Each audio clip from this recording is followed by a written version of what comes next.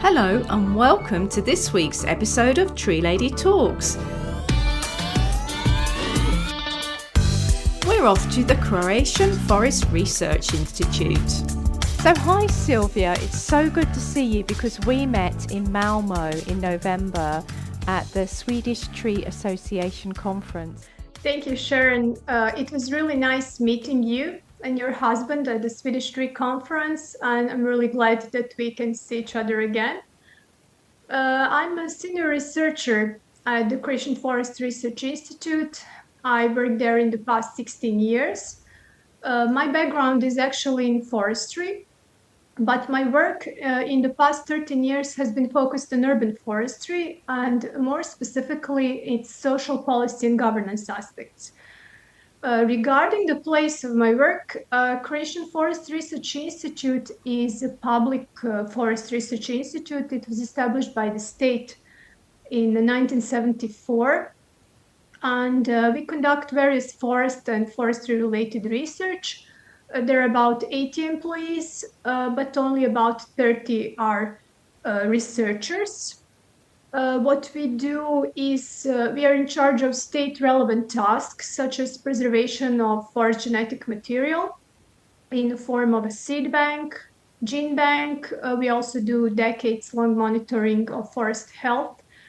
Also the effects of transboundary air pollution on forests, the so-called ICP forests network. But regarding my apartment, we are rather small and rather new, let's say, in the past maybe more than 10 years. We have only 3 people in the research group, and beside me there is a senior researcher, Dr. Diana Vuletic, who was my boss at the time when I started, and we have one postdoc, Dr. Martina Kičić. Lovely. So how did you get into forestry in the first place? What were you interested in as a child and your early studies? Because it's an unusual career for anybody. And there are fewer women involved in forestry and tree professionals. So what was your personal journey? Well, actually, I was enrolled at the Faculty of Forestry in 1999. To be honest, at the moment when I was joining the Faculty of Forestry, I did not know what it all encompasses and what my future work should be. I thought just, oh, it's green, it's forest, everybody likes forests, and I wanted to know more about how forest functions. I love trees. So that was really, let's say, enthusiastic and maybe idealistic idea of forestry. But then when I finished the Faculty of Forestry, I had a period of maybe 3 years when it was really difficult, to find a job in forestry because majority of the jobs is in the public sector, and we have one national forest company. And in the end, I joined the call by the Forest Research Institute. They were calling for research assistants for various research projects. And there I started with the field, with the topics that we never used to learn about at the Faculty of Forestry. So it was like starting from scratch. We started with the social policy and governance studies, which is something that was not really taught at that time in the early 2000 at the Faculty of Forestry. But I realized that it's so interesting. So I begin to love it very much.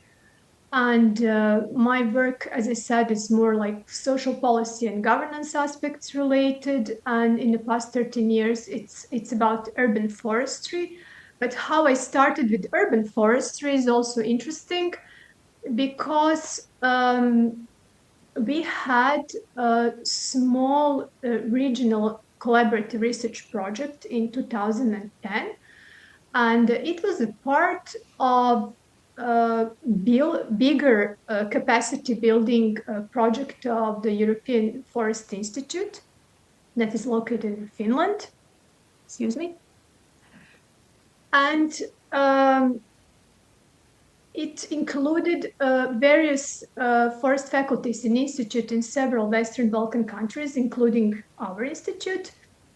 And as a part of the capacity building, we were supposed to develop our own regional research proposals. And then we started with the topic, let's start with people, because that was not much of the topic in our field, and how people perceive and use urban green space, because such studies were not existent, at least not on a bigger scale and not really in a comprehensive manner. So we were a bunch of young, researchers, junior researchers. We were fully enthusiastic. We had a small budget, but we managed to conduct such a study in 7 cities and 5 countries in Southeast Europe. Besides Zagreb, where I live, we did it also in Bosnia, in Banja Luka, Sarajevo, in Serbia, in Novi Sad and Belgrade, in Montenegro, in Podgorica, and in Macedonia, in Skopje.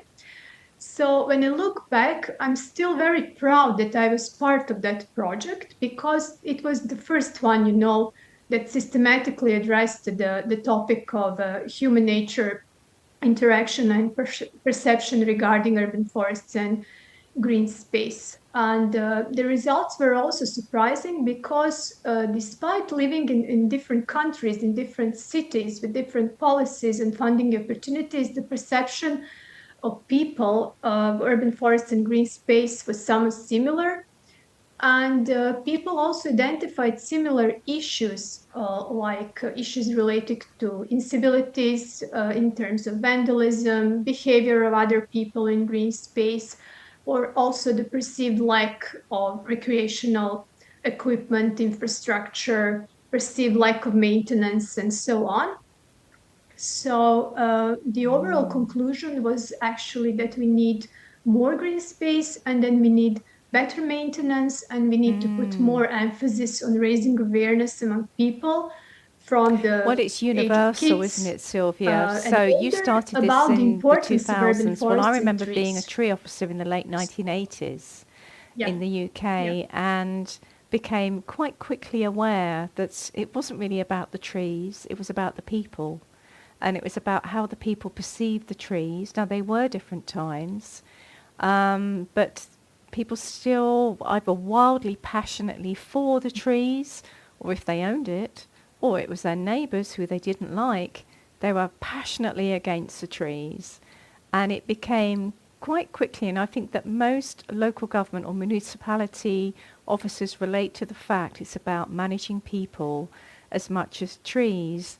And in those times, there wasn't a lot of research about public perception of trees. And it has become, you described that very exciting early time of science in the year 2000, and you're a young researcher, and that's really helped inform public policy, hasn't it? Because if we don't understand what's going on, but that time is also against a backdrop in the last 20 odd years of an increasing awareness of climate change.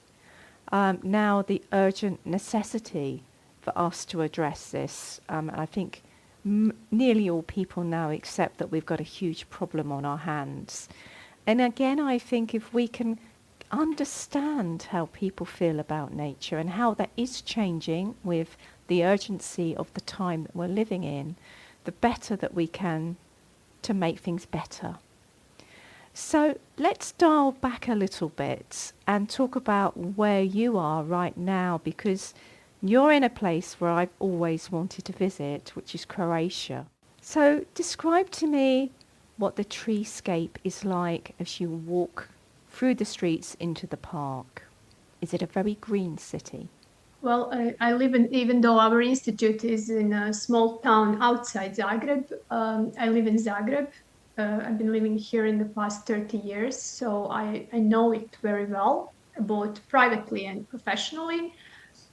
When we look at the city of Zagreb in terms of the green space, it's rather green. city, and 2 years ago it was on the second on the list of greenest European capitals. The list was compiled by European Environment Agency.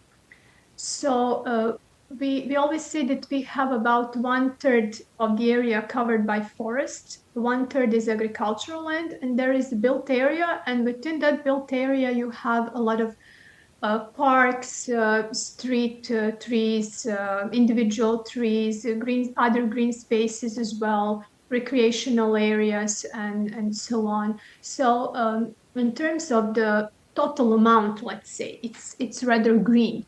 But when we come to more detailed look of where those greens and how they look like and so on, I would say the distribution is not ideal, and there are some areas where there is more scarce, let's say, green space and less trees than we expect and want.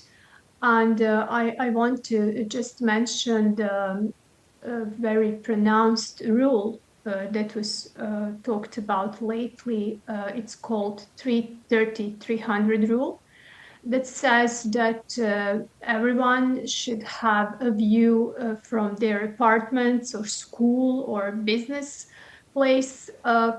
They have to have a view to at least three trees. The tree cover in their neighborhood should be minimum 30%, and the distance to the nearest public green space should be no more than 300 meters. So, of course, in some areas it's possible to have it, some are more densely built, especially when we talk about, let's say, maybe historical towns and so on. It's not easy to achieve such a distribution. But this is not, problem just for Zagreb as a city. It's problem, I believe, everywhere in the world. Very small number of cities, I believe, are can actually meet those ideal distribution goals. I mean, that's a wonderful, quite simplistic idea. That's a genius idea of friend of the show, Cecil Dyke. I know from the privilege of speaking to people around the world and listening to various international webinars that this relatively new idea is really gaining traction in public policy. So it's a 330-300 rule, and it's brilliant. So in Croatia, what are the laws regarding trees? So let's say I've got a tree in my front garden. I don't want it anymore. Can I just cut it down? Well, regarding the laws, it depends where the trees are. We can start with the yard example.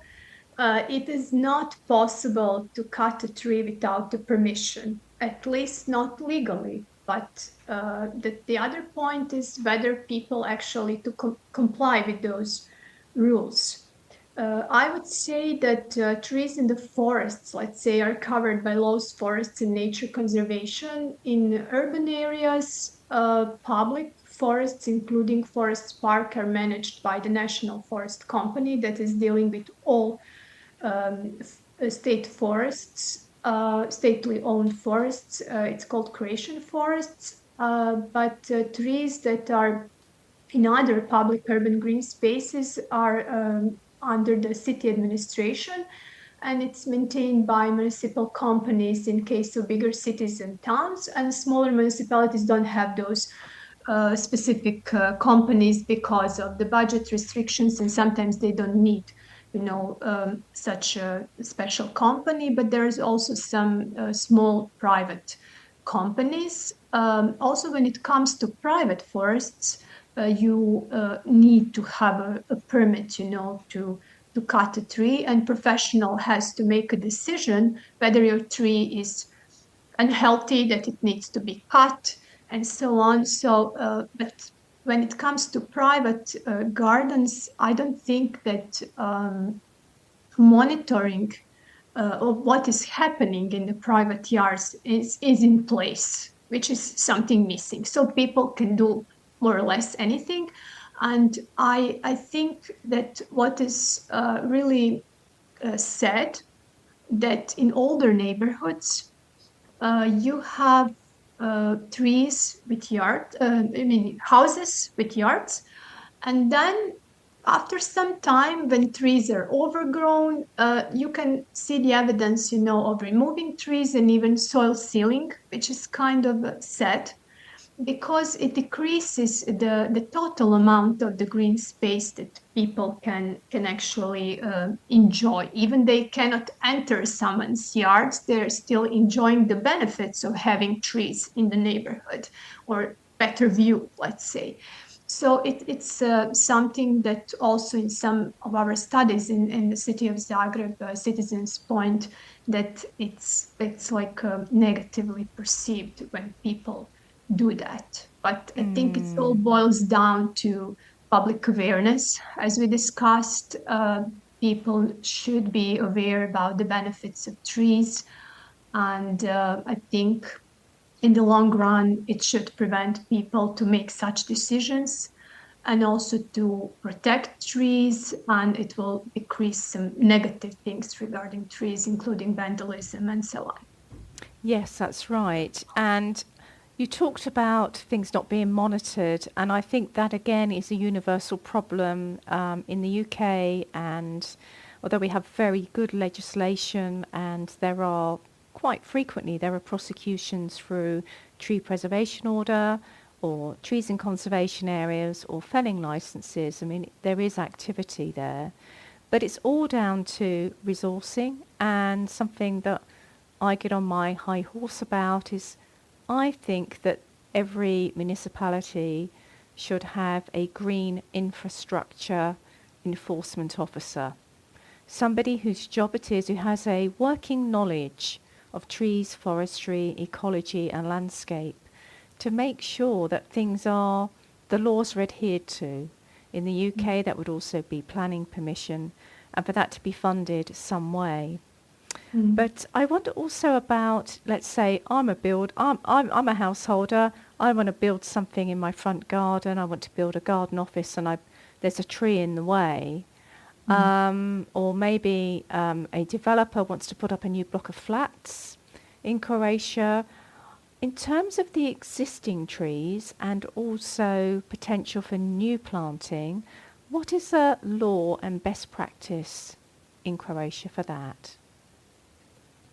I would say regarding the development projects, what I can observe in the field, in the city and everywhere, is that development projects are really scarce when it comes to green space, including trees, and trees specifically, because they take more space and they take a lot of maintenance. So when you develop, let's say, a building complex, sometimes it's just a small patch of grass and nothing else, and maybe a few shrubs. But when it dies, nothing happens. When you got this building permit, then it's over. So they are not, as far as I know, monitored in the long term so that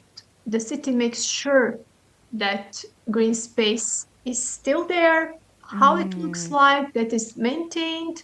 And also, as far as I know, there is no prescription how those green patches should look like. Should it be only grass? Should it include trees? And how it should look like to be actually eligible to be a green space, or is it just, for show?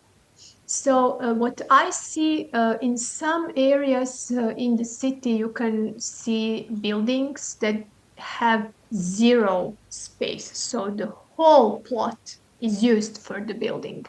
Gosh. So I think we still need a lot of work to actually raise awareness also among the developers. They're not all the same. I'm just saying we have a new building development in the city center that has a really nice green space and everything is designed nicely.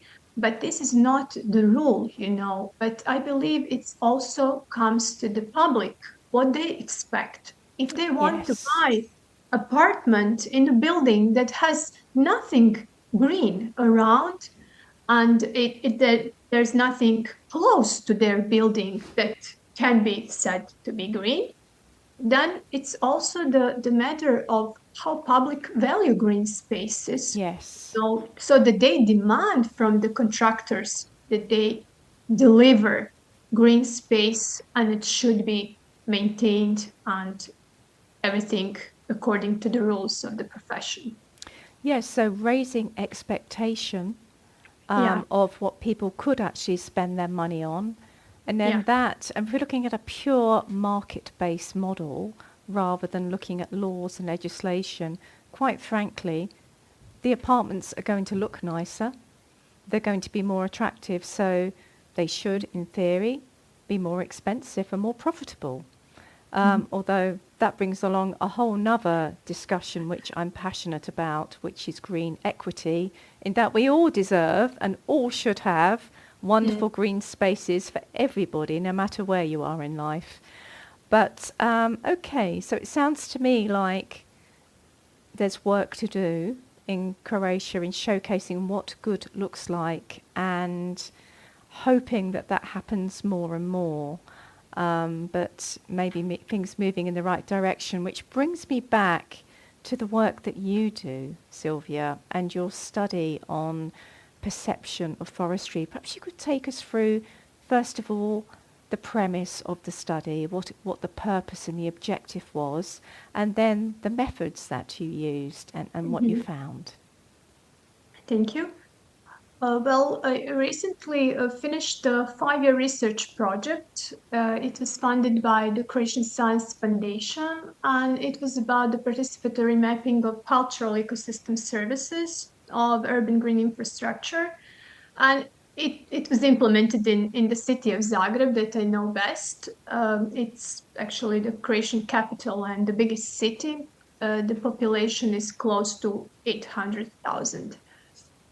We were interested in how people perceive tree-based urban green space in terms of several cultural ecosystem services. So we were focusing on place attachment, aesthetic appreciation, recreation, cultural identity, and educational opportunities. But at the same time, for the right balance, we also included the negative perception because it coexists, often in the same green space and including these services. We were also interested to know how people attach those services and these services to different types of urban green space. And we conducted the whole study in 2 phases. In the first phase, the qualitative phase, we did focus group interviews with citizens in each city district. We talked with a group of people who live in that city district, how they perceive urban green space. And later on, we after that phase, we had a quantitative phase, which was related to development of the application for the participatory mapping of services and these services. It's called Public Participatory GIS, and it was developed for the city level to actually quantify this perception and its distribution based on the services and also based on the type of the urban green space. In this first part, we actually talk with them about their favorite green spaces, what green spaces they find beautiful, what they use for recreational purposes, what they think are important for cultural identity of their neighborhoods or even the entire city, and also what green spaces they know that can be used or are already in use for educational purposes. And for all those services, let's say we ask them to explain why. what are the attributes, actually, the traits of this urban green space that are appealing for them, and they are connecting those to different services, and also to map those green areas on the map of their city district. And the results show that actually people recognized all those cultural ecosystem services, but to various extent. They can easily talk about place attachment, about the places they love most, about the beauty of the urban green space. But when we talk about the cultural identity or maybe educational opportunities, that is something that they maybe haven't thought a lot about that, or maybe it's not quite a priority in their mind. The results show actually that recreation is really important for people, and this is actually which draws them to urban green space. And while they're there, they experience all other ecosystem services, let's say beauty. And also after that, uh, let's say what they like the most in terms of the beauty of urban green space. I have to emphasize that they talked a lot about trees, and having trees in general is something that brings value to the urban green space and beauty, and also trees that have certain characteristics, such as let's say trees with beautiful flowers like magnolia or Japanese cherry. They're very valued. Or trees that have colorful leaves, for instance, beech trees with red leaves, or they have a nice shape. Um, for recreational purposes, they also expect that it's accessible. Of course, this is kind of a universal trait, that they have a certain infrastructure that it can be used. So it's not wild in a sense that they cannot find the way out. It has to have some basic infrastructure and equipment so that people can enjoy there. And after that, we did this quantitative part for the entire city, where people answered all those the same questions, but they can click on any green space in the city, not just in their city district. And this was really interesting because in the end, we collected a huge amount of spatial data, more than 5,000 spatial points, which is really excellent for us. And I have to say that we had to develop a specific application which was not pre-existing, and there was not such a solution that would help us for our purposes available.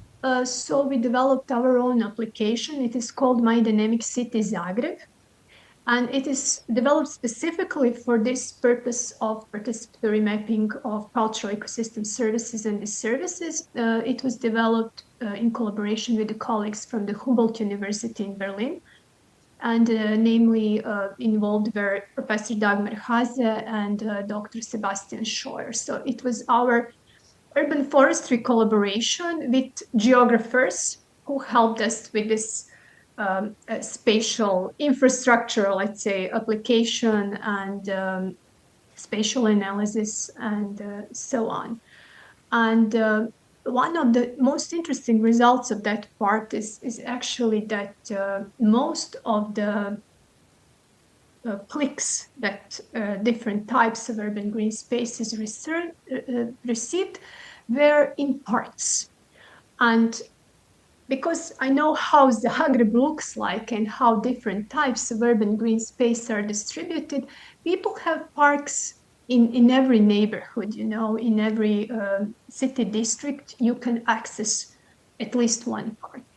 But when it comes to forests and other types of urban green space, they are not distributed, let's say, in every city districts. For instance, cemeteries, they are maybe in just a few city districts, or forests, they are mostly on the outskirts of the city, on the margin of the city, and not really in the city center. So parks proved really, really important for people, for various reasons, for various ecosystem services that they provide.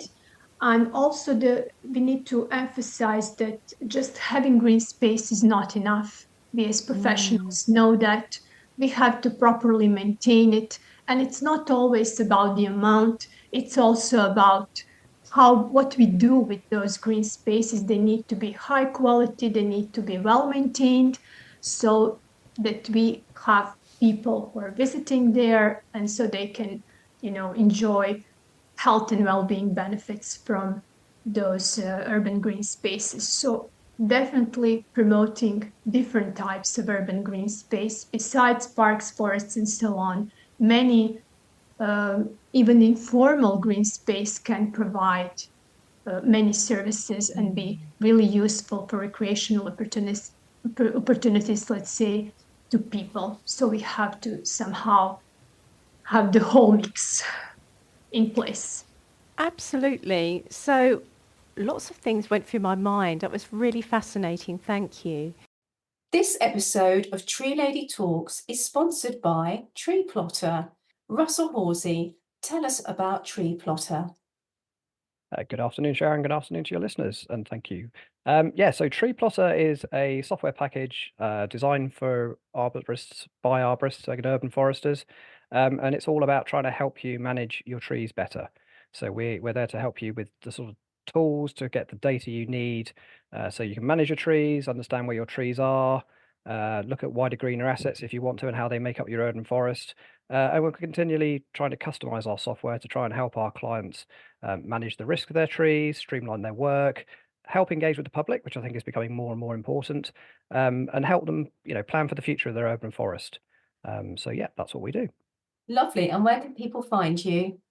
So you can find us, go to Google, search for Tree Plotter, or you can look for me on LinkedIn. So Russell Horsey on LinkedIn, you can find me there. Contact us through either way. Thank you very much.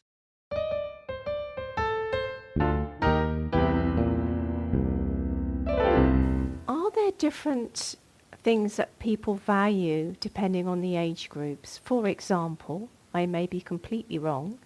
Do the older generations value beauty more and the younger value wilderness more? Or is it fairly universally spread in terms of trends?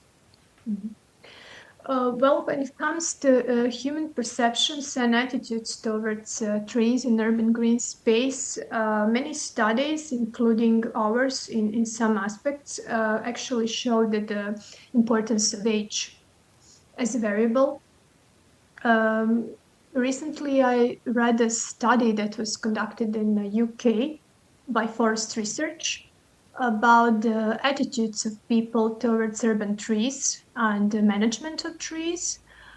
And it also showed that younger people are more detached, let's say, from trees and urban green spaces. But older people are more positive, let's say, towards trees. Fascinating. Yeah. Somewhat concerning, and actually to me counterintuitive, but we have a problem. I believe this is international. I would love my international listeners to tell me wrong, that there is a real issue with young people coming into arboriculture, forestry, the green professions, landscape architecture and horticulture. Actually, I can't speak for ecology. And we are really having a drive collectively and internationally to get young people involved with knowing that it's a wonderful job. But at the same time, we see the great work by, in my opinion, and Greta Thunberg and what she's doing to raise awareness on climate change. Somehow, that passion of young people about nature, you've only got to go into a school and talk about trees. It's not being transferred to it being a job. And I find it really interesting, that study that you've just reported. And so we have to keep communicating that trees are great and that they do so many different things for us in terms of our climate, our biodiversity, and our physical and mental well-being and ecosystem services, all the things that we know. That's fascinating. The other thing that you said, which I think is so true, that whilst your participants valued parks, that's what they were really clicking on. We can actually get those small benefits from a really small area of green space. Even a single tree in a courtyard or a single line of trees on a pavement can do all of those things that I've just listed. And I wonder if your findings has actually changed how money has been allocated within the municipalities and managing those spaces. Has there been any positive, tangible outcomes from your work? Or is it too early? Well, I would say it's too early because things move slowly, from the research sector when we finish the research and when we have to translate it, to the policy and decision makers, it takes a lot of time. And it's not really one-time workshop, that we invite them and we tell them the results and that's it. And then finally they will be enlightened and go home and then continue working completely differently. It's not the case.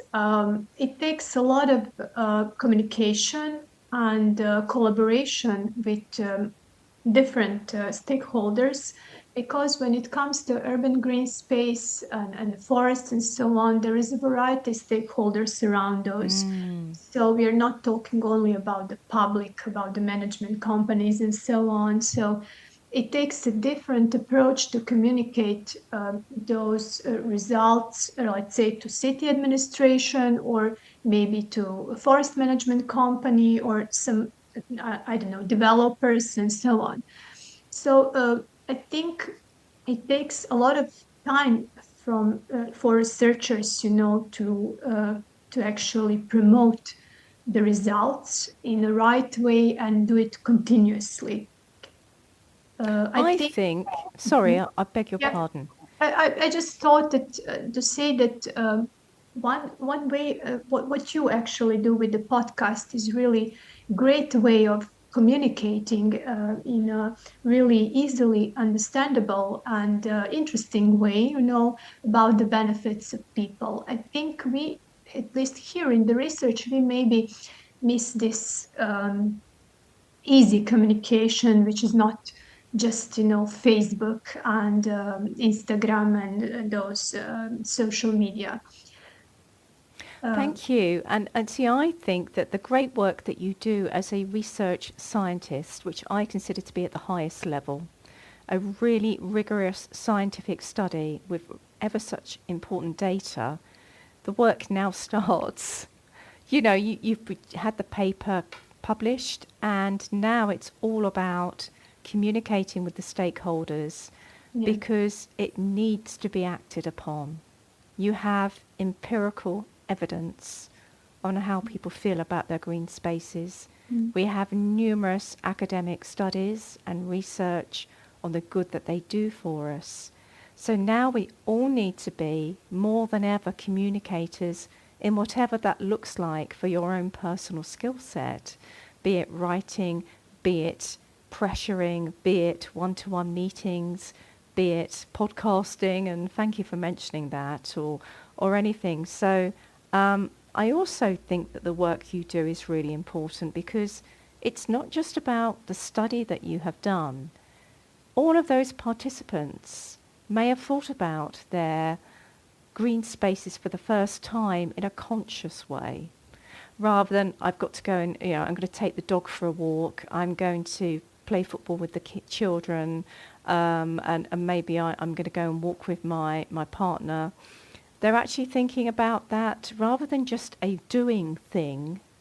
They're thinking of it as a being thing, that it is something, oh yes, actually, yeah, I maybe go and do those activities, but wow, look around me. And I think the power of the work that you do is to give people a new way of seeing. And I think if you think of all the individual people who've taken part in your study and studies like this, that maybe they go out the next day and they think, oh yeah, no, this is great, And so I think it's, number one, incredibly important and impactful during the lifetime of the study, but we have to take that forward. I think you perfectly said it, and for me, it was really excellent experience, especially the focus groups, because we were in person with people. It was before the pandemic in 2019, so it was really excellent to get together with people to see how they actually see the green space and the city in general where they live. And sometimes as professionals, we may think that they are not that knowledgeable, let's say, about the trees, but sometimes you got surprised. And also, like you said, when they participate in the research, it is not just us, taking information from them and learning, but also it goes the other way. They learn about some things that they maybe have not been thinking about before. And like you said, they can actually start seeing some things in a new way. I have to say that a lot of people still have maybe a negative perception of forestry as a profession, as people who are just cutting trees, doing nothing else, and raising money, from selling wood. Especially in urban areas, it is the furthest from the truth that can be, because but you still have an opportunity, to uh, talk with them about their concerns, to try to explain them how everything works, how trees sometimes need to be cut, even though they maybe look nice on the outside. They may not be, the right tree in the right place, or maybe the species was wrong for that place, or maybe they're sick and so on. But all they see is that the tree is cut, and for some people that is really traumatic, let's say, experience. So Oh, yeah, no, definitely. I yeah. wonder also, Sylvia, if you learnt anything apart from the scientific research. Did you have any eureka moments of thinking, gosh, I've never thought of that before, from any of the participants?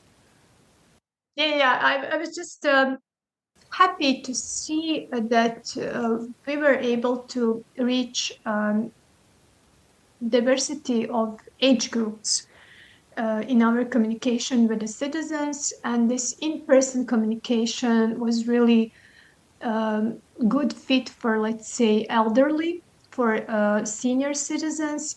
They preferred more, to come to the, I don't know, public library or places where we conducted those research, and to actually communicate with us in person than actually go online and, fill in the questionnaire and click on the map. So in that sense, we were very happy that we were able to cover, different age groups, even though younger population, let's say, was a little bit underrepresented in terms of participation, both in those in-person and online participation. But when you talked about the importance of age, we still need to study further, how younger people, let's say young adults and kids and so on, think about urban trees. And this is, I think, where is important to put the seed, that trees are important. Let's say where trees are promoted, they actually, as the future, let's say, buyers of homes, they demand that they have trees and green space and all the other infrastructure, and not comply just with what they have now.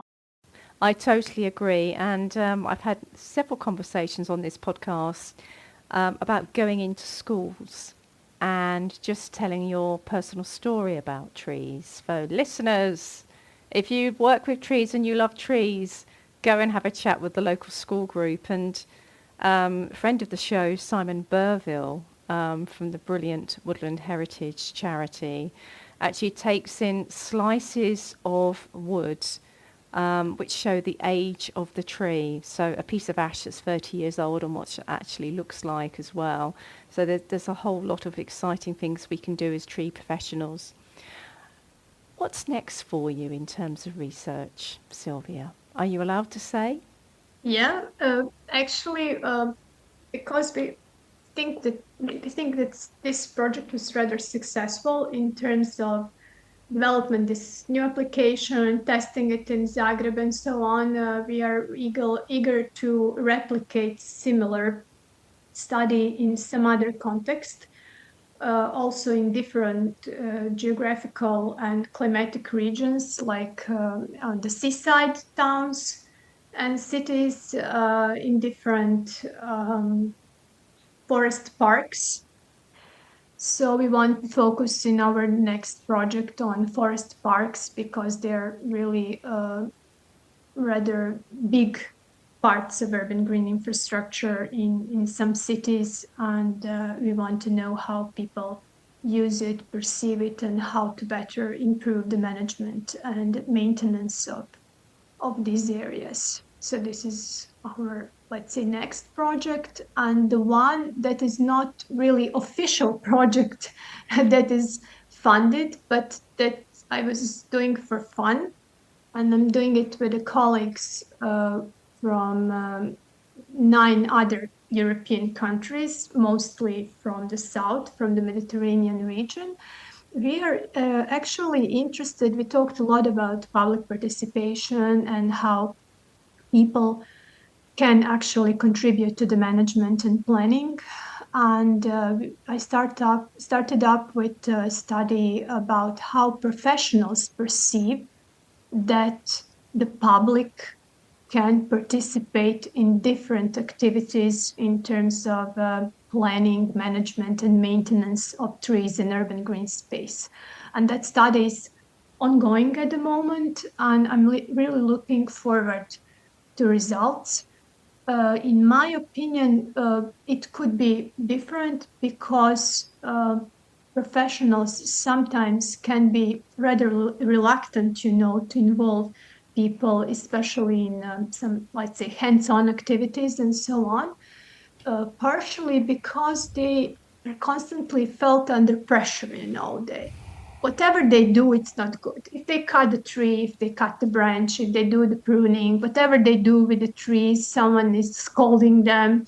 So I think it might turn out that, especially in Croatia, it could be a rather negative, attitude of professionals towards involving people. But we also want to know in what kind of activities. It could be really something hands-on, it could be really something in a planning phase. What is really sad is that you can actually design a new park without involving people and just, develop a green space according to what's, let's say, landscape architects wants to have in that place.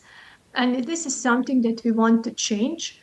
And a part of that, I was involved as in a participatory process. I helped our local community board, which is a level of local self-government here in Zagreb, to develop a participatory process that included both professionals and the public, the people who live in our neighborhood.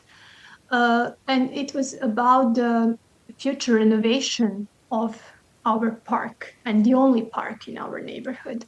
So it was really successful, and it was also promoted to the city administration, and they liked the approach. So I really hope that that would be a good example for them, how to approach this whole idea of developing new parks and also renovation of the existing parks. I love that. And my mind went to two things. First of all, we all talk about our own experiences, don't we? Me being 21, 22 as a young tree officer and saying to my boss, I think we've got these bits of land dotted about with parish councils, we should go and plant trees for children. And they would say, well, we've never done that before. But it was brilliant. And we planted 5 woodlands, which I now can walk through, and it's great. And the second thing that went to my mind was very recently we did a podcast interview with a friend of the show, James, a New York City tree officer, and he talked about his citizen program, and it was really inspirational about local people from all walks of life getting involved with hands-on tree care and looking at their city spaces and making a positive difference. And how joyful that is, because I also find that if we do any job, this is a more general point, any job in isolation without speaking to others and communicating, it's very narrow and dry. And so as a tree professional working with the members of the public, yes, it will be all shades of experience, but it's all the better for it. So finally, Silvija, what is your dream scenario? In terms of trees, In terms of urban forestry, trees, whatever you wish. well, I would say healthy and happy trees and healthy and happy people because of accessible and high quality green space for everyone. I love that. That's all about green equity and tree health and climate resilience, but the way that you describe it is brilliant. Silvija, thank you so much for your time. Thank you so much for inviting me, and I was really delighted to be part of your journey with the podcast.